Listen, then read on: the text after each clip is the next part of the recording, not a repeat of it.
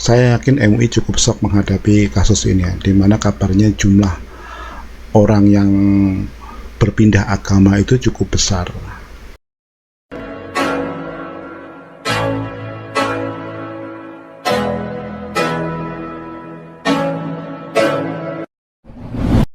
Bertemu lagi dengan saya Sigit Wood. Kali ini saya akan membagikan sebuah berita yang cukup menarik, yaitu terjadinya kasus pemurtatan besar-besaran di Langkat, Sumatera Utara.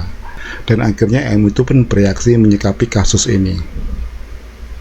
Saya yakin MUI cukup shock menghadapi kasus ini ya, di mana kabarnya jumlah orang yang berpindah agama itu cukup besar.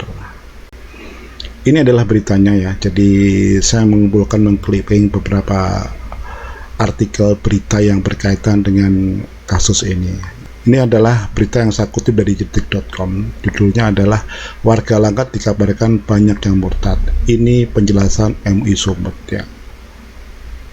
Nah, kemudian ada juga berita dapat kabar warga Langkat murtad, MUI mengatakan jumlahnya memprihatinkan. Nah, di sini tidak disebutkan berapa atau kuantitasnya berapa orang yang pindah agama ya.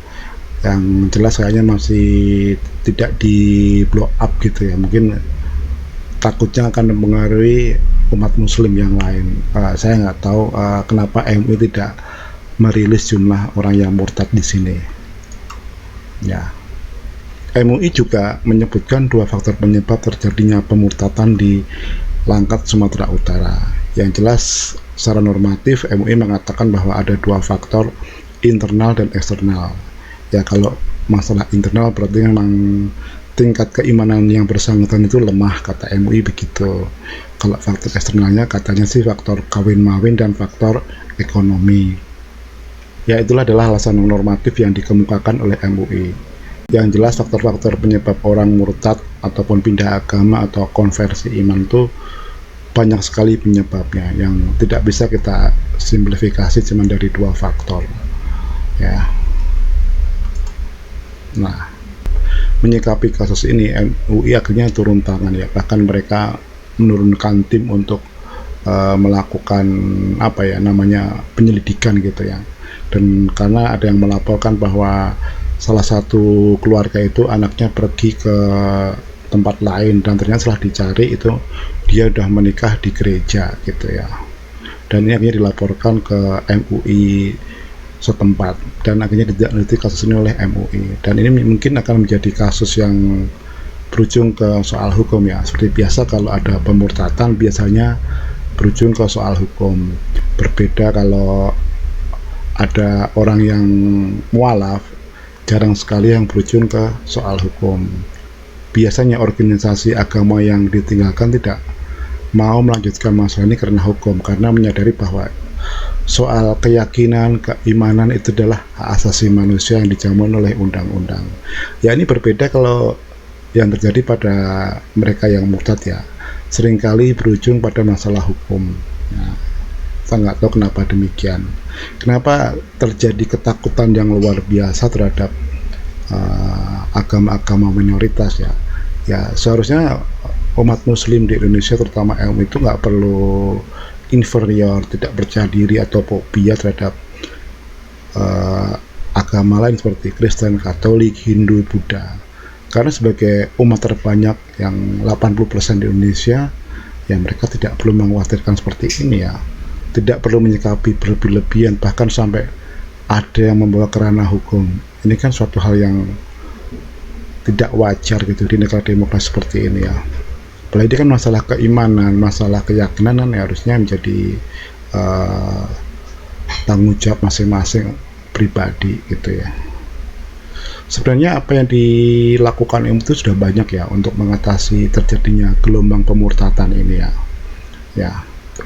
Jadi upaya MUI untuk mencegah membentengi gelombang pemurtatan terutama dari Islam ke Kristen sudah dilakukan ya. Mereka bahkan membangun semacam pasukan gitu yang mereka akan banyak job-job di medsos dan di mimbar-mimbar agama dan melakukan door to door. Itu mereka membentuk namanya semacam divisi kristologi gitu.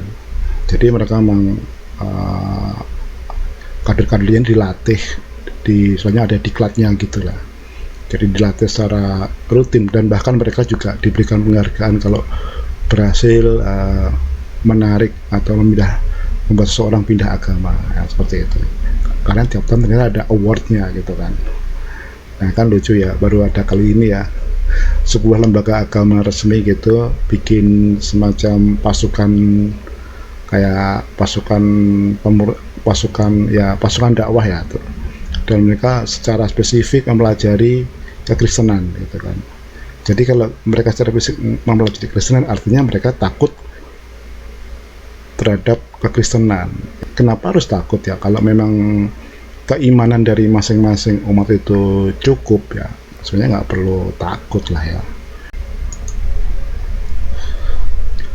Jadi diklat kristologi ini dilakukan secara rutin gitu, bahkan pada tahun 2021 kemarin sudah yang ke-6 gitu kan. Jadi nggak tahu siapa saja yang mereka latih sebagai kristolog ya, tapi mungkin kita juga udah mengenal yang sering muncul di YouTube ya, itu mereka adalah binaan-binaan dari MUI ya.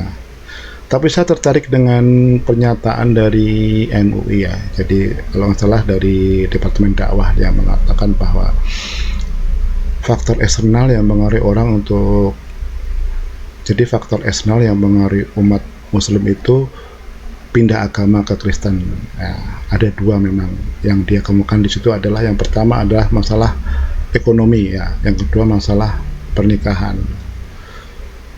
Kalau saya ingin melihat masalah ekonomi ya, kalau masalah ekonomi jadi satu tolak ukur orang pindah agama ya, sebenarnya nggak sepenuhnya benar ya, karena banyak kok orang yang mungkin secara ekonomi mereka hidup di bawah garis kemiskinan, atau mungkin miskin, atau mungkin hidup biasa aja, tapi mereka tidak pindah agama karena mereka punya keimanan yang cukup ya. Dan itu saya yakin juga ada di semua agama ya, nggak hanya di Kristen, tapi di Islam pun juga ada, di Hindu juga ada, dan di Buddha juga ada.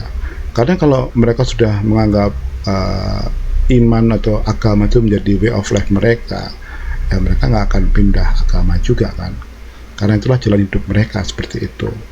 Jadi kalau ada yang mengatakan bahwa ada orang Muslim pindah ke Kristen karena masalah ekonomi, masalah pekerjaan, atau masalah keuangan, itu terlalu melakukan penyederhanaan atau simplifikasi yang tidak benar gitu kan. Yang kedua soal pernikahan ya, memang ada beberapa kasus pernikahan itu membuat seseorang berpindah iman atau berpindah agama dari Kristen ke Islam, Islam ke Kristen, atau mungkin juga dari Kristen ke agama lain. Itu banyak terjadi gitu, tapi itu bukan jadi salah satu, tapi itu bukan kasus yang terjadi secara masif ya. Tapi saya yakin yang pemurtatan ataupun pemualafan lewat jalur pernikahan itu case-nya nggak terlalu banyak ya. Ya mungkin satu dua yang di setiap daerah, nggak akan sampai statistiknya itu tinggi. Pasti ada hal yang lain ya. Ya di sini seharusnya Majelis Ulama Indonesia itu refleksi, introspeksi diri, kenapa umatnya seperti itu. Atau ya biasanya kalau yang seperti kan salah kan pembinanya, bukan umatnya. Nah, semoga bahasa baikan bermanfaat.